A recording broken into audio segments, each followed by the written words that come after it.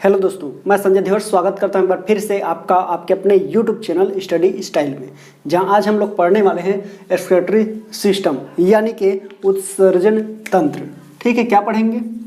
उत्सर्जन तंत्र।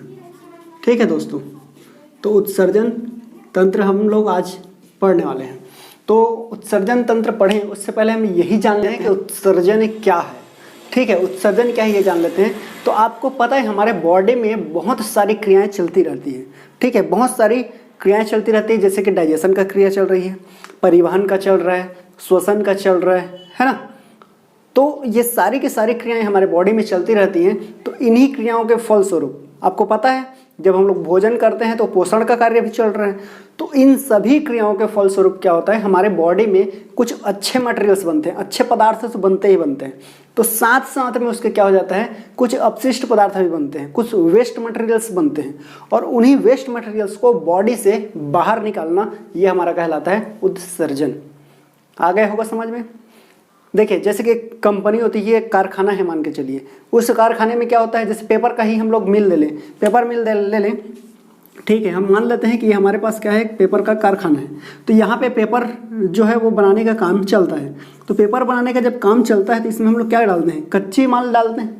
कच्चे पदार्थ जब दिया जाता है और उस कच्चे पदार्थ से पेपर जो है वो बन जाता है। तो जब पेपर बनता है तो कच्चा माल जब इसमें डाला जाता है तो पेपर के साथ साथ क्या होता है, ये तो हमारे लिए यूजफुल प्रोडक्ट है, तो ये प्रोडक्ट तो बनता ही बनता है। लेकिन इस प्रोडक्ट के साथ साथ क्या होती है, इस प्रोडक्ट के साथ साथ कुछ जो है वेस्ट मटेरियल्स जो अपने यूज के लायक नहीं है, ऐसे पदार्थ भी बन जाते हैं। और इन्हीं पदार्थों को क्या करना है, इसको अपने पास तो रखना थोड़ी है, वो तो अपने लिए हार्मफुल है ना, उसको तो हम लोग रख ही नहीं सकते हैं बॉडी में। या उसको आप लोग जैसे आपके घर में है, घर में कुछ कचरा है, उस कचरा को आप घर में रखते हो क्या? नहीं रखते हो ना, उसी को वहाँ से बाहर निकालते हो। तो इसी तरह से क्या करते हैं, हमारी बॉडी में अच्छी क्रियाएं चल रही हैं, सभी क्रियाएं चल रही हैं, तो उसके फलस्वरूप अच्छे अच्छे पदार्थ बन ही रहे हैं जो हमारे बॉडी के लिए यूजफुल है। लेकिन उसके अलावा हमारे बॉडी में ऐसे भी मटेरियल्स बनने लगते हैं जो हमारे लिए हार्मफुल है, हानिकारक है। तो उसको बॉडी से बाहर निकालना यही हमारा कहलाता है उत्सर्जन। आई होप कि आपको समझ में आ गया होगा यहाँ तक। तो बढ़ते हैं आगे। ठीक है, तो यहाँ हम लिख सकते हैं सजीवों के शरीर में, है ना, विभिन्न प्रकार की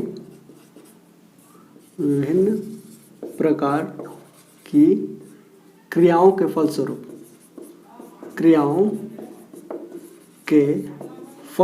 है ना, फलस्वरूप बनने वाले अपशिष्ट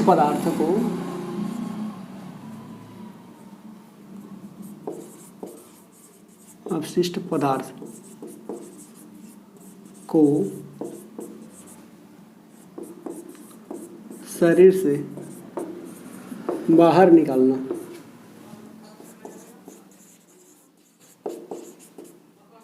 क्या कहलाएगा? उत्सर्जन। ठीक है, निकालना उत्सर्जन कहलाता है। ठीक, तो ये तो हो गया हमारा उत्सर्जन। अब उत्सर्जन जब जिस पदार्थ को हम लोग बॉडी से निकाल रहे हैं जो हमारे लिए हार्मफुल है, उस पदार्थ को कहते हैं उत्सर्जी पदार्थ। जो पदार्थ हमारे शरीर से बाहर निकलेगा उस पदार्थ को क्या कहेंगे? उत्सर्जी पदार्थ। क्या कहेंगे? उत्सर्जी पदार्थ। ठीक है, इंग्लिश में चाहो तो आप वेस्ट मटेरियल्स कह सकते हो, वेस्ट मटेरियल्स। ठीक है, ये वेस्ट मटेरियल्स होगा, इस बात को आप ध्यान देंगे। ठीक है, तो वेस्ट मटेरियल्स जो निकालेंगे वो हमारे कितने टाइप्स के होंगे, कितने प्रकार के होते हैं। तो इसको केमिकली रूप से यदि हम लोग देखे जाएं, केमिकली रूप से ले तो ये हमारे पास दो टाइप्स के होते हैं, मुख्य रूप से दो टाइप्स के हैं। एक हमारा जो होता है वो होता है कार्बनिक पदार्थ। ठीक है, एक क्या होगा? कार्बनिक। ठीक है, अपशिष्ट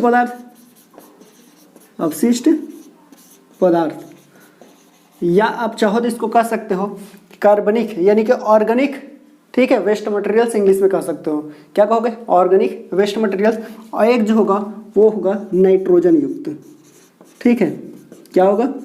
नाइट्रोजन युक्त वेस्ट मटेरियल्स यानी कि अपशिष्ट पदार्थ, ठीक, अपशिष्ट पदार्थ, ठीक है जी। तो ये दो प्रकार के होंगे, कार्बनिक अपशिष्ट पदार्थ और दूसरा नाइट्रोजन युक्त अपशिष्ट पदार्थ।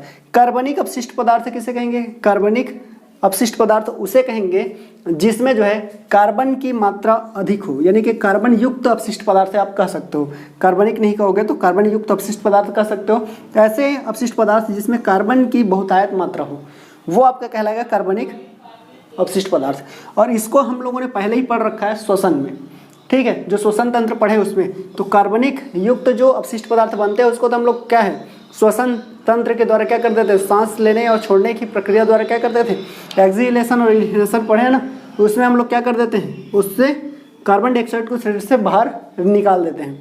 तो इसलिए तो हम लोग पढ़ चुके हैं। अपने को पढ़ना क्या चीज़ है, अपने को पढ़ना है अभी आज के डेट में, वो है हमारा नाइट्रोजन युक्त अपशिष्ट पदार्थ को। तो नाइट्रोजन युक्त अपशिष्ट पदार्थ को फिर से हम लोग डिवाइड कर सकते हैं जी, फिर से डिवाइड कर सकते हैं कितने पार्ट्स में, 3 पार्ट्स में।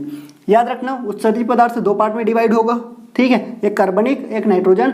जबकि नाइट्रोजन युक्त पदार्थ कितने टाइप में चेंज हो जाएगा, फिर से हम लोग उसको डिवाइड कर सकते हैं, वो हम कितने पार्ट में, 3 पार्ट में। एक होगा यूरिया, ठीक है, इंग्लिश में यूरिया को यूरिया ही कहते हैं, और दूसरा है यूरिक अम्ल। क्या है, यूरिक अम्ल। आप चाहो तो इसको कर सकते हो यूरिक एसिड कहते हैं, तो ये हो जाएगा। और थर्ड जो होगा वो होगा अमोनिया, ठीक है, अमोनिया। ये 3 प्रकार के नाइट्रोजन युक्त हमारे पास क्या होते हैं, अपशिष्ट पदार्थ होते हैं, जिसको जो है सजीव क्या करते हैं, अपने बॉडी से बाहर निकालते हैं, क्योंकि ये हमारे लिए क्या होता है, हार्मफुल होता है, ठीक है। तो इनको शरीर से बाहर निकालने के लिए जरूरी हो जाता है। अब हम लोग आगे ये चीज़ देखते हैं कि जो यूरिया को त्याग करते हैं अपशिष्ट पदार्थ के रूप में, यूरिया को बॉडी से बाहर निकालते हैं, उनको क्या कहा जाता है, और कौन कौन से जीव यूरिया को बाहर निकालते हैं, ये चीज़ देखेंगे। इसी तरह से यूरिक अम्ल को, यूरिक एसिड को कौन कौन से जीव जो हैं वो अपने बॉडी से बाहर निकालते हैं, उनको क्या क्या कहा जाता है, और अमोनिया को भी। तो इसको डीप में जाकर के और हम लोग देखते हैं, ठीक है। तो चलिए इसको मैं मिटाता हूँ, आप चाहें तो आप स्क्रीनशॉट ले सकते हो, ठीक है।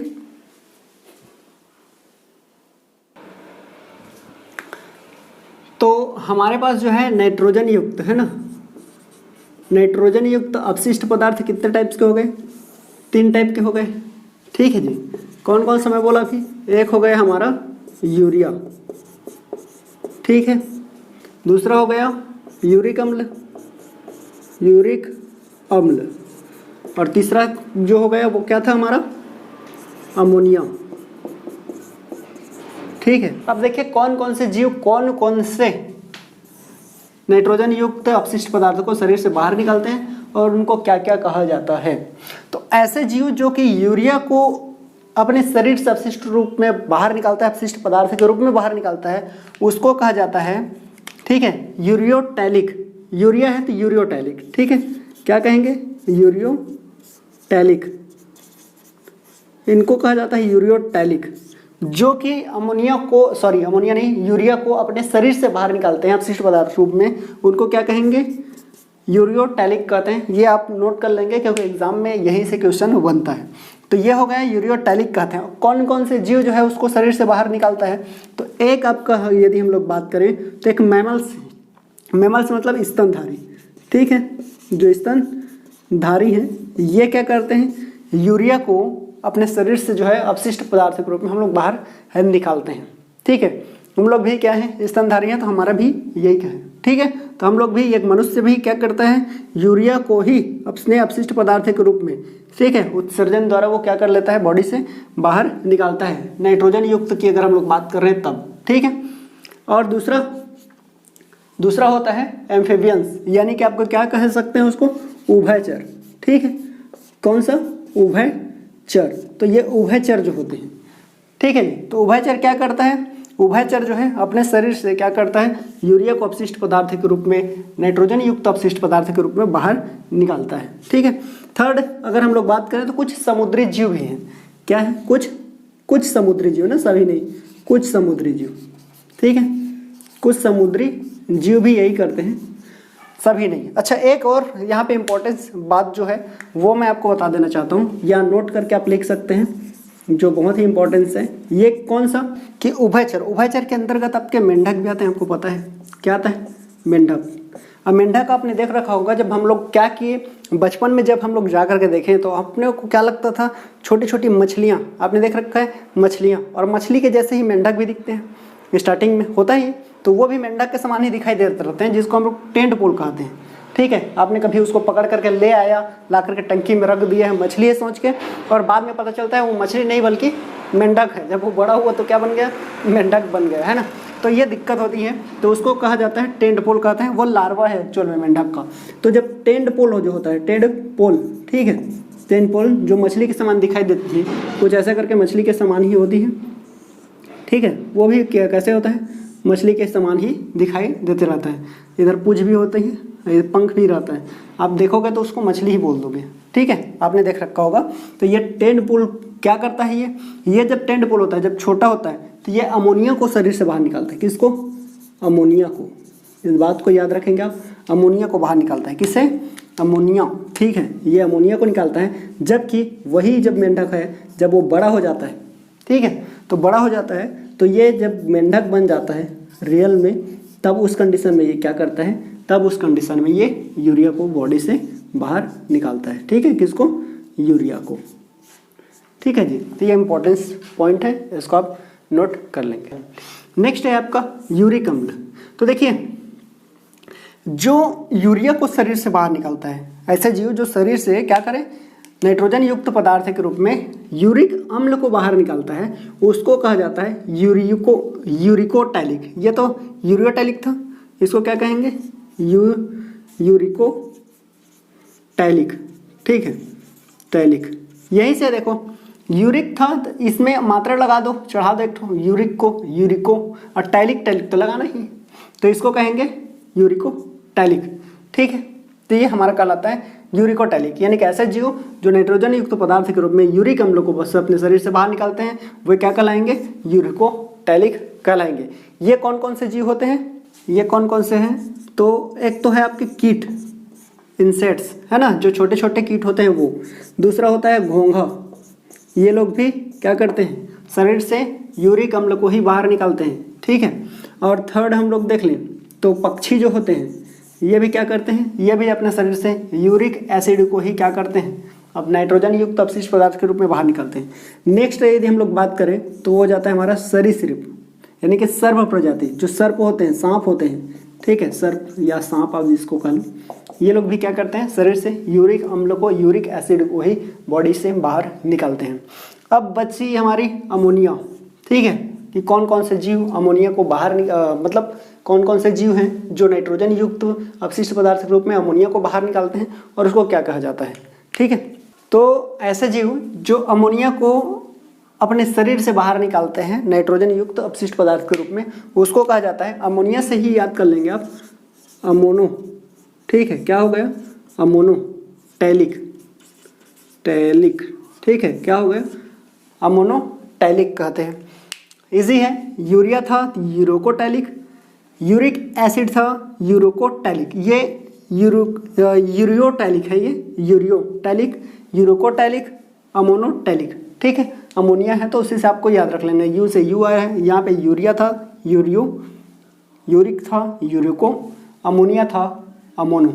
ठीक है, और ये कौन कौन से जीव इसके अंतर्गत आते हैं, तो इसके अंतर्गत ऐसे सभी जीव आते हैं जो अकशेरुकी होते हैं। क्या होते हैं, अकशेरुकी, अकशेरुकी। अकशेरुकी मतलब ऐसे जीव जिनमें ये जो है ना आपका बैकबोन है, रीढ़ की हड्डी है, वो नहीं पाई जाती है, तो ऐसे जीवों को हम लोग कहते हैं अकशेरुकी। और ऐसे ही जीव जिनमें रीढ़ की हड्डी नहीं होती है, ठीक है, जैसे आपका केचुआ को ले लें तो ये भी आपका इसमें आ जाएगा, क्योंकि उसमें तो हड्डी ही नहीं होती है। ठीक है, तो ये क्या करते हैं, यही जो होते हैं ये अमोनिया को अपने शरीर से क्या करते हैं, अपशिष्ट रूप में बाहर निकालते हैं, और इनको क्या कहा जाएगा, अमोनोटैलिक कहा जाएगा। ये एग्जाम्पल था केचुआ, बाकी तो और बहुत सारे जीव जो हैं आएंगे इसके अंदर में। चलिए अब हम लोग देख लेते हैं उत्सर्जी अंगों के बारे में। ठीक है, उत्सर्जी अंगों के बारे में कि कौन कौन से सजीवों में, कौन कौन से जीव में, ठीक है, कौन कौन से जीव में कौन कौन से प्रकार की क्या है, उत्सर्जी अंग पाई जाती है। तो यदि हम लोग देखें मनुष्य में बात करें तो आपको पता है हमारे जो शरीर में है ना, हमारे उदर गुहा के नीचे ये पिछले साइड में यहाँ पे क्या पाई जाती है, एक जोड़ी वृक्क पाई जाती है। एक जोड़ी, एक नहीं ना, एक जोड़ी क्या पाई जाती है, वृक्क पाई जाती है। इसी तरह से यदि हम लोग बात करें मोलस्का में, तो मोलस्का में क्या है, ये क से ही याद कर सकते हैं। मोलस्का में क्या होता है, कैबर नलिका पाई जाती है। क्या पाई जाती है, कैबर नलिका पाई जाती है, जिसके द्वारा वो नाइट्रोजन युक्त अपशिष्ट पदार्थ को शरीर से बाहर निकालते हैं। इसी तरह से यदि हम लोग आर्थ्रोपोडा में देखें, तो आर्थ्रोपोडा में यदि हम लोग बात करें, आर्थ्रोपोडा यानी कि कीट की प्रजाति है ना, छोटे कीटों की प्रजाति। तो कीट की जो प्रजाति होती है इनमें क्या होती है, इनमें मालफिजियल नलिका जो है ये पाई जाती है। अच्छा, उसके बाद इसी आर्थ्रोपोडा की एक और प्रजाति की हम लोग बात करें जिसको कहते हैं क्रिस्टिशियन। ठीक है, ये क्रिस्टिशियन है, ये क्रिस्टिशियन है। तो क्रिस्टिशियन की यदि हम लोग बात करें तो क्रिस्टिशियन यानी कि ऐसे जीव जिनमें क्या हो, इस तरह से टेढ़ी मेढ़ी ऐसे पैर पाई जाती है। जैसे कि एग्जाम्पल में यदि मैं लूँ तो आपका केकड़ा हो गया, केकड़ा है, मकड़ी है ना, इस प्रकार के जीव। तो इस तरह के जीवों में क्या होता है, इनमें जो है उत्सर्जी अंग जो पाई जाती है वो होता है कोक्सल। क्या कहते हैं, कोक्सल ग्रंथि। क से ही याद रख सकते हैं, कोक्सल ग्रंथि। और ये क्रिस्टिशियन में, ठीक है, कैसा, ये भी देखो, ये भी क से है, केकड़ा और मकड़ी जैसे जंतुओं में, जीवों में। ठीक है, अब उसके बाद हम लोग बात करें केचुए की। ठीक है, किसकी, केचुए की। तो केचुओं में क्या होता है, केचुओं में क्लोरोगोगन नामक कोशिका पाई जाती है, जिसके द्वारा ये क्या करते हैं, अपने शरीर से अपशिष्ट पदार्थों को बाहर निकालने का काम करते हैं। उसके बाद यदि हम लोग लास्ट में देखें एनेलिडा, तो एनेलिडा में क्या पाई जाती है, नेफ्रिडिया। ठीक है, ये नेफ्रिडिया है। तो नेफ्रिडिया नामक जो है उनमें क्या पाई जाती है, अंग पाई जाती है, जिसके द्वारा क्या करते हैं, वो शरीर से नाइट्रोजन युक्त पदार्थ को क्या करते हैं, बाहर निकालने का काम करते हैं। ठीक है, अब हम लोग आगे बढ़ते हैं और हम लोग देखते हैं कि मनुष्य में जो है कौन कौन से उत्सर्जी अंग होते हैं। ठीक है, तो चलिए देखते हैं आगे। अब हम लोग देखते हैं मनुष्य में उत्सर्जन अंग। ठीक है, उत्सर्जन अंग। तो मनुष्य के उत्सर्जी अंगों को हम लोग मुख्य दो भाग में डिवाइड कर सकते हैं। एक को कहेंगे प्रमुख, ठीक है, कौन सा, प्रमुख उत्सर्जी अंग, प्रमुख उत्सर्जी अंग। और इस प्रमुख उत्सर्जी अंग में आपका आता है मुख्य रूप से वो है किडनी यानी कि वृक्क। ठीक है जी, इसमें क्या आता है, वृक्क आता है। उसके बाद बाकी जो है उसको कहा जाता है सहायक। ठीक है, ये पहला प्रकार था। ये सेकंड टाइप में क्या आ जाएगा, सहायक। ठीक है, सहायक उत्सर्जी अंग, सहायक उत्सर्जी अंग। अच्छा, इसमें कौन कौन आते हैं, इसमें आता है सबसे पहले तो आपका स्किन आता है, त्वचा। ठीक है, त्वचा। त्वचा क्यों, क्योंकि त्वचा में उपस्थित होती है श्वेत ग्रंथि, होती है श्वेत ग्रंथि। ये श्वेत ग्रंथि क्या करती है, हमारे शरीर में उपस्थित जो अपशिष्ट पदार्थ जो बनते हैं, वेस्ट मटेरियल्स जो बनते हैं, ठीक है, उसको ये क्या करता है, ये शरीर से बाहर निकालने का काम करते हैं। किस रूप में, पसीने के रूप में बाहर निकालने का काम करता है। तो ये भी है आपका, ठीक है, सहायक उत्सर्जी अंग। सेकंड यदि हम लोग बात करें तो हमारा लंग्स यानी कि जिसको आप कहते हो फेफड़ा। ठीक है, ये भी है, फेफड़ा भी ये क्या करता है, कार्बन डाइऑक्साइड युक्त अपशिष्ट पदार्थों को ये क्या करता है, शरीर से बाहर निकालने का काम करता है, जिसको हम लोग श्वसन में पढ़ चुके हैं। ठीक है, श्वसन में पढ़ चुके हैं इसको। और थर्ड यदि मैं बात करूं तो हमारा जो है लीवर, ठीक है, यकृत, जिगर का लौक, ठीक है, ये होता है। ये क्या करता है, ये प्रोटीन जो होते हैं, प्रोटीन, तो इस प्रोटीन को बारीक छोटे छोटे टुकड़ों में तोड़ने का काम करता है। ठीक है, ये आप कर सकते हो किसमें, अमीनो एसिड में, अमीनो एसिड में, अमीनो एसिड में। ठीक है, ठीक है जी, अमोनियो एसिड में। और यदि हम लोग चौथा देखें तो हमारा आता है आहार नाल, आहार नाल। ये भी हमारा अपशिष्ट पदार्थ है, यानी कि जो भोज्य पदार्थ हम लोग ग्रहण करते हैं। तो मैंने उस दिन आपको बताया रखा था कि जो भोज्य पदार्थ ग्रहण करते हैं तो उसमें सारी की सारी चीज़ें जो आपने ग्रहण किया है वो आपके बॉडी के लिए यूजफुल हो, ये जरूरी नहीं है। ठीक है। बहुत सारी ऐसी चीज़ें होती हैं जिसको अपने को शरीर से बाहर निकालना पड़ता है। उसमें से प्रोटीन, विटामिन, कार्बोहाइड्रेट, खनिज, लवण, ये सबको तो हम लोग ऑब्जर्व कर लिया जाता है छोटी आंत द्वारा, लेकिन जो अपशिष्ट पदार्थ होता है उसको बाहर निकालना पड़ता है ना उसमें से। तो ये हमारा पूरा का पूरा आहार नल जो है ये भी क्या करता है, अपशिष्ट पदार्थों को शरीर से बाहर निकालने का काम करता है, जिसको हम लोगों ने पाचन तंत्र में पढ़ रखा है। ठीक है, ये पाचन में, डाइजेशन में। अच्छा, अब हम लोग देखते हैं मानव मूत्र उत्सर्जी अंग, इनमें कौन कौन से अंग आपके आते हैं। तो इसमें सबसे पहले आपका आता है वृक्क। ठीक है, वृक्क के बाद आती है रेनल, धमनी जो ब्लड को वृक्क में लाने का काम करती है। थर्ड आपका होता है रेनल, ठीक है, रेनल सीरा जो यहाँ से ब्लड को छान करके वापस हृदय तक, ठीक है, ले जाने का काम करती है। उसके बाद आती है दो मूत्र वाहिनियाँ होती है, मूत्र वाहिनियाँ,